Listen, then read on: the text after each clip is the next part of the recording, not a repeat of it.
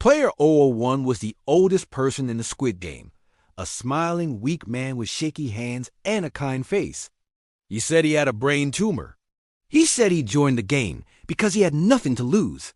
No money, no family, no future. At first, he seemed harmless.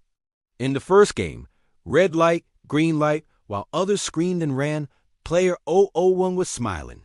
In the tug-of-war game, it was his smart idea that helped his team win.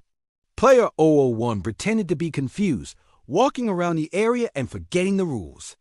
But just before he lost, he looked at Player 456 and said something shocking. "You were trying to trick me, weren't you?" Then he smiled and gave him the last marble. During the night fight, when all the players were attacking each other, it was his voice yelling, "Stop!" That made the guard step in.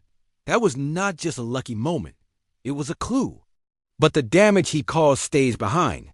He looked happy, almost like he was playing a game from childhood. A reminder that the most dangerous people are not always the loudest or the strongest, but sometimes the ones who smile the most. At the time, it felt strange.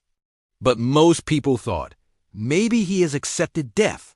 As the games continued, he stayed alive, calm, clever, and always just in the right place at the right time. Later, in the game, Player 01 chose Player 456 as his partner.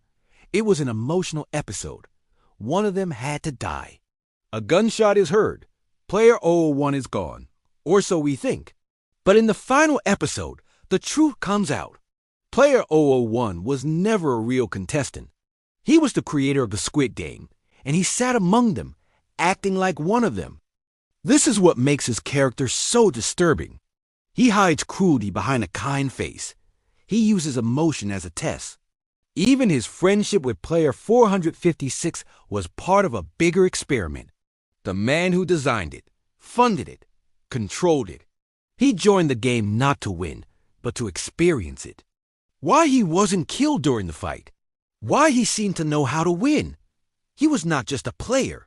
He was in control the entire time. He said he was rich and bored, and that he wanted to remember what it felt like to be alive. The fear, the excitement, the joy of simple things like playing with others. This changes everything. Now we understand why the doll in red light, green light never scanned him. He created a system where people with nothing were forced to risk everything for the entertainment of the rich. In the end, he dies alone in a hospital bed, looking out over the city he never really cared about. Player 001 is not just a twist. He is a symbol.